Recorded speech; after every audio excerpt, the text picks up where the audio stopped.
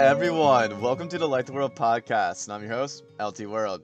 If you're new to this podcast, on this channel I look at cultural issues or different topics like that, and we look at the history of the background of the topic. We look at kind of like both sides, what people say about it, and then I give you kind of my take on what I think makes the most sense. So we try to be as fair as possible, and we try to really learn on this channel about these different topics like gender theory or critical race theory, stuff like that.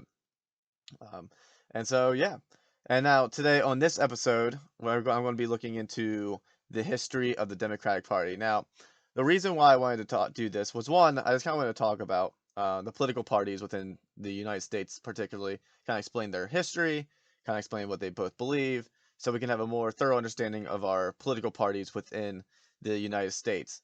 And this is also, I'm doing this for over the course of about a month because if you follow me on Instagram, I did tease out there a little bit that I'm working on a second season for this channel where I'm going to be focusing more on the God debate. So I'm going to be focusing a lot on the God debate. Does God exist? Does God not exist? What does that mean for culture? What does that mean? I'm going to be looking at the arguments for and against God, and I'm also going to be looking at how does that impact us on an everyday basis. Sometimes it can seem like, what is the importance of religion? What's the importance of God's existence? Whether or not he does exist? Well, who cares? So I'm going to be talking about kind of just that topic and relating it back to culture. And I think it's going to be a lot of fun. But I'm working on that right now. And also, I'm going to be moving here shortly. And so anyone who watches the videos or watches me on YouTube, this setup is going to be changing. I'm going to be moving, and I'm going to be hopefully setting up even a better looking setup down the road. But as of now, that's kind of what we're doing when we talk about kind of political parties,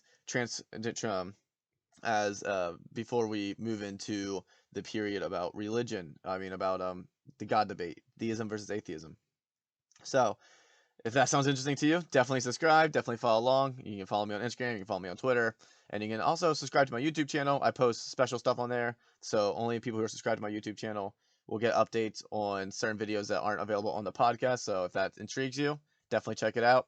The YouTube channel is LT World instead of Like the World, so just throwing that out there. But yeah, so without further ado, let's jump into it. So the history of the Democratic Party. Now, the reason why I want to start with the Democratic Party, for those who don't know, is that the Democratic Party is the oldest party that's still around. It's older than the Republican Party. So that's why I kind of wanted to start with that party. I want to start with the oldest party and kind of how things got started. So first of all, the Constitution doesn't say anything about political parties, and some of the early founders weren't really fans of them. For instance, George Washington was opposed to the creation of political parties. He definitely didn't want there to be like opposing political parties. Really, he didn't like the idea. He wanted to avoid it, and it had a lot of correlations with the Parliament in Britain. So he didn't like that. A lot of people didn't want that. But due to the nature of democracy, and public policy, it naturally formed. I learned a lot about this in a class I had in college about political party formation. So there is this idea with democracy that people want to come together under some core tenets to help raise their chances of getting voted in and to cater to the public. So therefore, political parties kind of form just out of necessity. But how did the Democratic Party specifically get started? Well, I'm glad you asked. So obviously you had the Revolutionary War where America becomes independent. Now it's like, okay, what type of government do we form? A lot of debate about how we form this government. George Washington became the first president, stuff like that. But we had kind of the preliminary parties who were the Federalists, which included George Washington, John Adams, Alexander Hamilton. And the Federalists favored a strong central government and a national banking system. And a lot of this was masterminded by Hamilton. Now, anyone who is a fan of Hamilton, the musical, they might have some idea of kind of the history of this a little bit. But so the Federalists were big fans of more strong central government, national banking system, all that stuff. But then in 1792, you had supporters of Thomas Jefferson and James Madison who favored a more decentralized, limited government, and they formed kind of the opposite faction that would become known as the Democratic Republican Party. So you had Thomas Jefferson and James Madison who helped start, along with some others, the Democratic Party that kind of opposed this Federalist vision of the world. They thought the Federalist vision would lead to tyranny again. They thought it was too oppressive. They didn't like the idea of a strong central government because that's kind of what they came from. The Great Britain was a strong central government. They thought this would lead to oppression again. So in 1792, you had this new kind of rise of the Democratic Republican Party. But as Thomas Jefferson became president, as this party grew in popularity, and as the Federalists kind of lost some of their popularity, you see the Democratic Party start rising up in favor. So more people favored the Democratic Republican Party over the Federalists by the 1800s, and presumably a limited decentralized government was more appealing than a strong centralized government after escaping the clutches of tyrannical monarchy.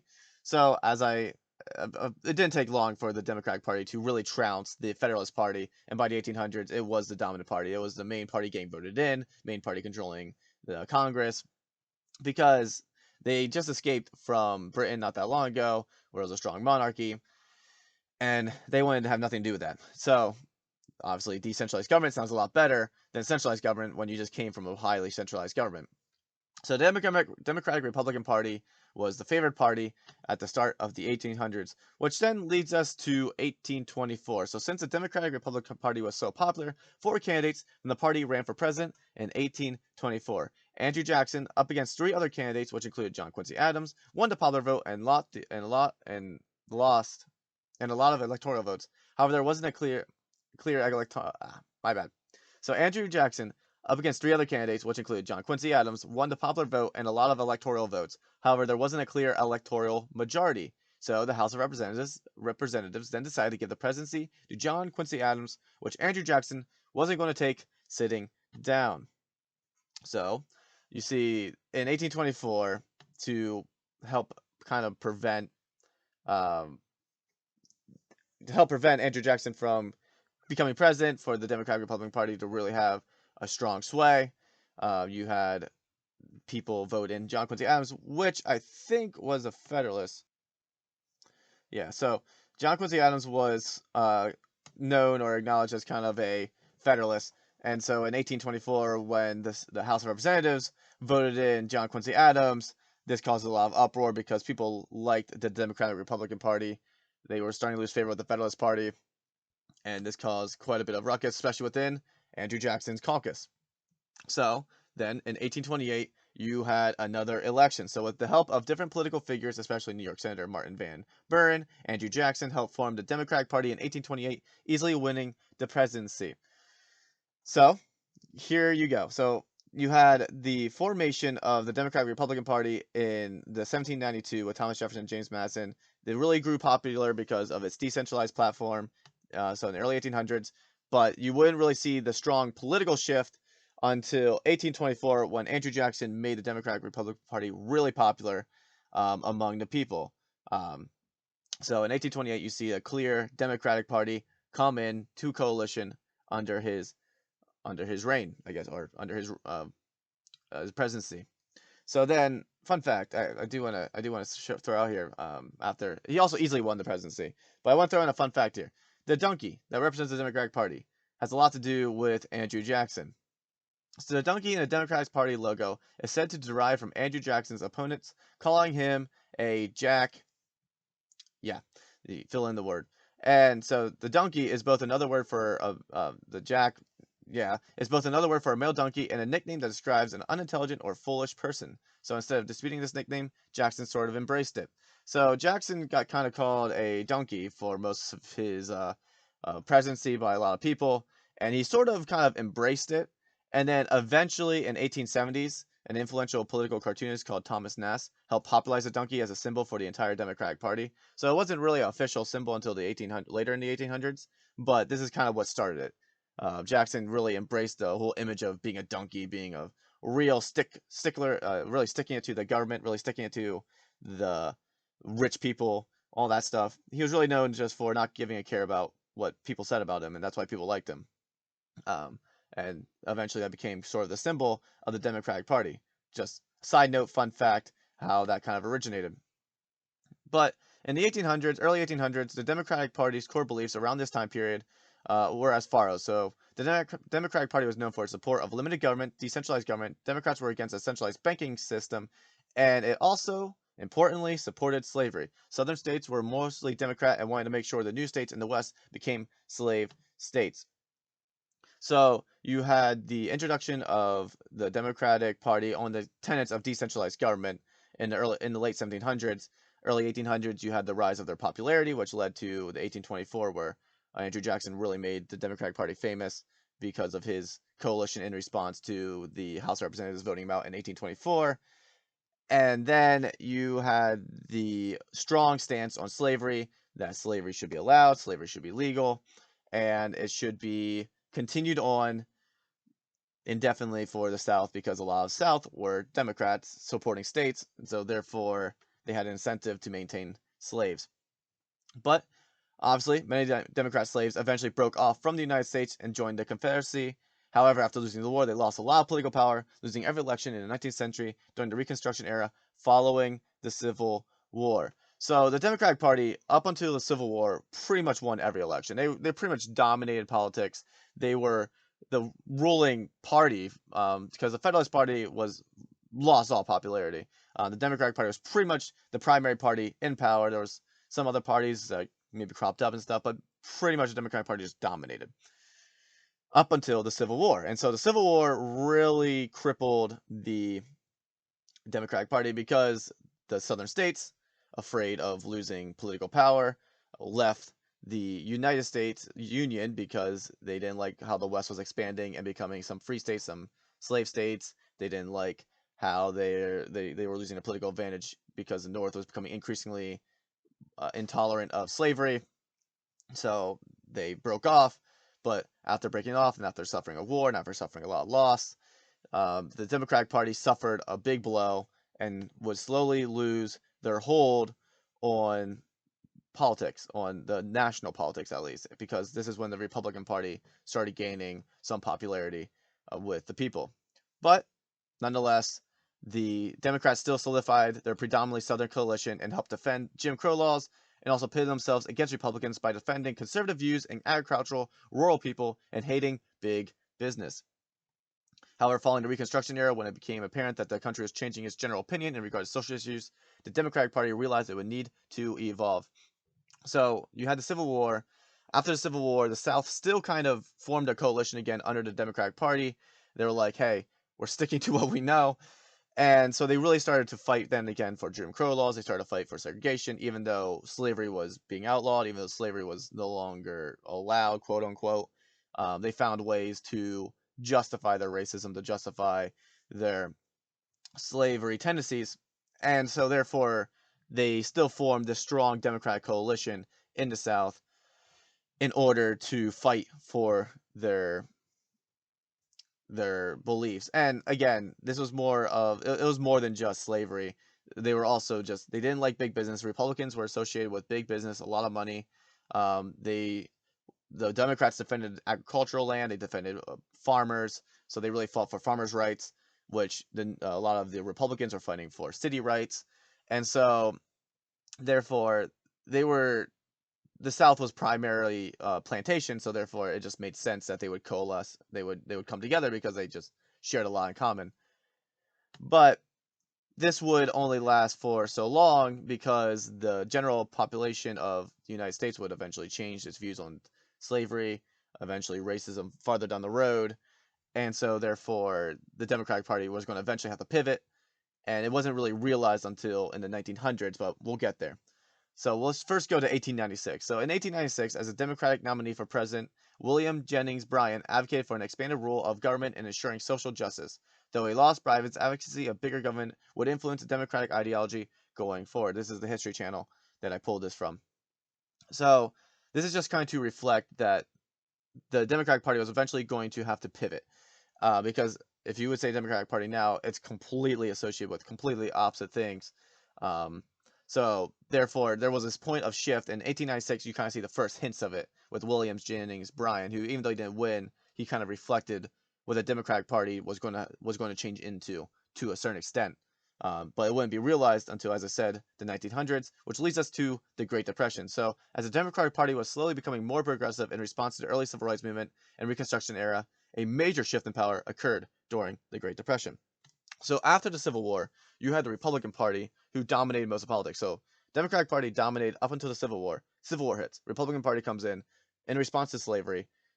Republicans dominate for most of politics following the Civil War and Reconstruction era because they are against slavery and they support big business. And at that point, the country was doing really well economically. 1920s, everything was booming, everyone was happy, things are going great. But when the Great Depression hit, people blamed who? The Republicans. They blamed the Republicans for the crash. So therefore, Democrats came back into power following the Great Depression. And the Republican who served when the Great Depression hit was Republican Herbert Hoover, who was president during the stock market crash. He represented a party that presumably represented urban areas, wealthy businesses, and powerful socioeconomic class, who happened to also lead the nation into abject poverty.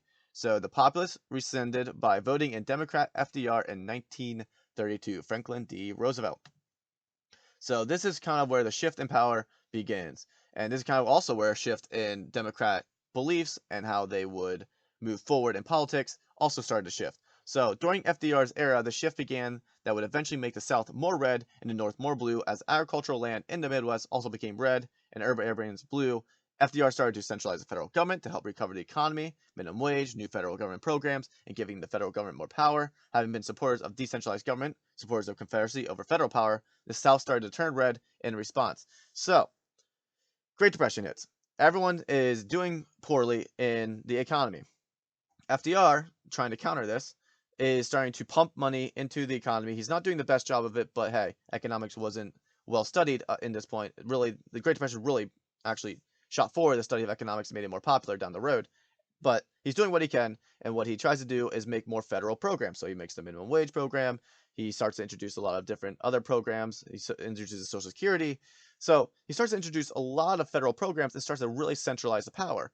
Well, the Democratic Party before this point was known for being decentralized. They were the party of little government. They were the party of Confederacy. They were the party of no centralized government, or at least a minimum of centralized government. And that's why they formed a Confederate nation in the first place, because they didn't like the big national government. They thought it was bad. So this change then obviously angered a lot of the Democratic constituents, and the fact that a lot of things that FDR was doing would eventually also impact social change, which obviously meant giving black people more rights, or women more rights as well. This was a problem. This was not well liked.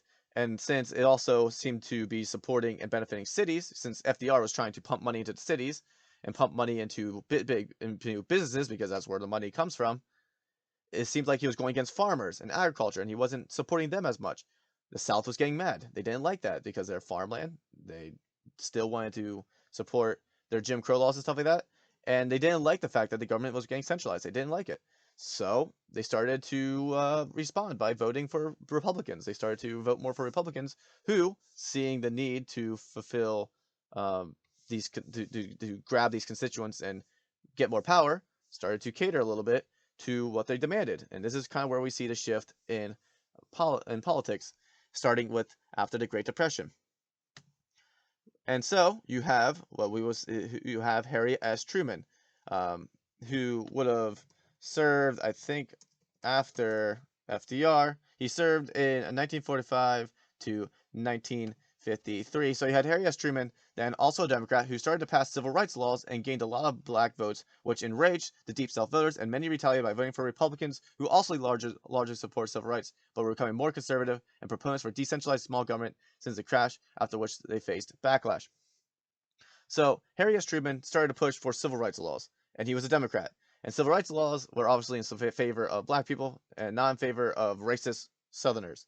And so a lot of these Deep South voters were like, we're getting centralized government from the Democratic Party. We're not getting any voting. We're not getting anyone who's supporting us in our Jim Crow laws and segregation. We are losing our support for the farms and agricultural land, and we're getting a lot more, I guess you could say, progressive candidates. But the Republicans at this point, since they were correlated with the Great Depression, wanted to lose that image, so they started to focus on the working man. The Republicans started to focus on the working man, started to focus on the agricultural land, the farmers. They started to focus more on, like, no, decentralized government's better, because they wanted to completely change their image after the crash. They didn't want to be associated with the Great Depression anymore. So they wanted to change face, change image, and they started going down that route. It's important to note that the Republican Party never did support slavery, nor did they support the Jim Crow laws. I mean, obviously there might have been people within the caucus that would have been racist stuff. That's not my point. But primarily when it came to policy, they didn't pass anything in support of Jim Crow laws or slavery and stuff like that. But they were decentralized government, and the Southern voters were like, we may not get anything on the civil rights side of things that we want to see, but at the very least, we can get decentralized government, and therefore we'll vote red instead of blue because we're not getting anything from the Democrats to help us. But the red will at least give us some of what we want, even if it's not everything. So you kind of see the shift in the 1950s with Harry S. Truman, in the 1940s, 1950s, with Harry S. Truman starting to introduce civil rights movements, starting to introduce more centralized government policies, which then leads us into the 1960s and 70s, where a lot of politics was still changing at this time. So 1960s and 70s also changed the political face of America because many southern states were saturated with conservative Christian homes that opposed abortion. And since the Democratic Party started supporting abortion and Republicans in general didn't, many southern voters also started supporting Republicans for that. However, many northerners and city dwellers were much more supportive of such progressive reform. So this is just another note to make about why you see this political shift. So you had the South who started voting red because of decentralized government and also because they didn't like how the Democratic Party was moving more to a centralized government. But they also had the abortion issue. So in 1960s and 70s is where Roe versus Wade comes up, and the topic of abortion starts to rise. And in the North, a lot of people were supportive of it. In the city areas, a lot of people were supportive of it. That's where the Democratic Party was representing a little bit more at this time. But the Republicans were against it, and a lot of the South were more conservative, Baptist Christian, conservative evangelical Christian homes or religious homes, and they were against abortion. And since a large portion of that population was in the South, since there was a large population of them in the South, again, that was just another reason for them to vote red instead of blue. Just a note to make. But then eventually you had Ronald Reagan, who got voted in. And up to the point of Ronald Reagan, you had the Democratic Party mostly dominate. So you had, after the Great Depression, the Democratic Party dominated for most of politics leading up to Reagan. I think there was a couple Republican presidents in there, but most of them were Democrats. But once Reagan got voted in, as a response to some of the progressive policies that were getting passed that people didn't like, and because of some economic reasons, stuff like that. When Reagan got voted in, this is kind of the beginning of what we see now. So following Reagan's conservative Republican office, the political parties have been going back and forth for decades to come, maintaining similar values and beliefs that we see today, without any party seeming to hold on an overwhelming dominance over the other. So Reagan got voted in, and he's kind of established the traditional Republican standpoint on things, and that's kind of what Republicans have been standing on since Reagan, so since the 80s, roughly. Since the 80s, the Republican Party has remained pretty similar in their beliefs and stuff. There's been obviously different topics that have come up because times do change. But in general, Reagan is kind of the beginning of the modern day Republican Party. And then likewise, the Democratic Party is kind of what it was since the 80s, have been very similar to what they have always kind of supported. Some may argue that they've become more radicalized or more leftist since the 80s with the introduction in the early 2000s with gender theory and stuff like that. But in general, this is kind of where we see the parties kind of just establish their modern day beliefs and modern day tendencies.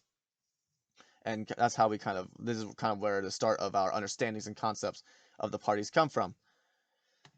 But that is kind of just the history of the Democratic Party and kind of the introduction of general politics, general political party politics in America as a whole. And hopefully that kind of gives you understanding of the political shift and why we are where we are today. And next episode, I'll talk a little bit more about the Republican Party and just a little bit of history from their angle. And then eventually we'll jump into what does each party believe and why did they do it. So yeah, look forward to that. And hopefully this was helpful for you. And if you want to hear more of this and you want to tune in, definitely subscribe and follow on whatever podcast channel you're listening this to. And check me out on Instagram and Twitter. And check out my website at ltworld.info. And now, friends, go out there and light the world.